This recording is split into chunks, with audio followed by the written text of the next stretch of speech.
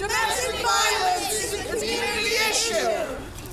A small group of people marched in support of the Moosehide campaign, which is a day to reflect, learn, and commit to ending gender-based violence and is centered on the role men can play to achieve that. Earlier, people gathered at the Indigenous Friendship Center for presentations on gender-based violence. Corey McLeod runs the Indigenous Friendship Center's Kije Anishinaabe Neen program, which reconnects Indigenous men with their culture. Seeing how the colonialism, the residential schools, the taking of the land, being treated as subhuman has had its impact in the families, the women and children, and obviously men. The men have forgotten their role, and the men are starting to pick up their roles today.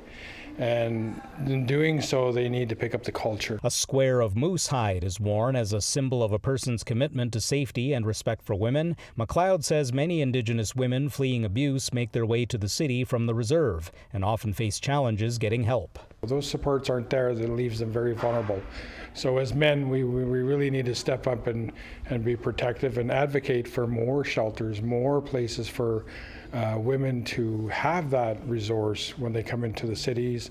And nations need to really step it up on their prevention for domestic violence and within their own nations, within their own reserves. Stand up within me, stand up and be free.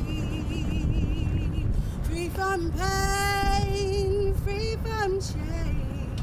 Rebecca Wabigoon was among those taking part in the Moosehide campaign march. Wabigoon's song is deeply personal, and she felt it was appropriate for the day. My younger brother and I, we wrote it together on one day. We just seen my journal notes and decided to put a little tune and melody to it. The song resonates with the today is, well, it says to stand up and be free from pain and free from shame, so it speaks for itself. According to data from Stats Canada, around 14% of Indigenous girls reported experiencing physical and sexual abuse before the age of 15, while domestic violence rates are 3 times higher for Indigenous women than non-Indigenous. Mike McDonald, APTN National News, Sault Ste. Marie.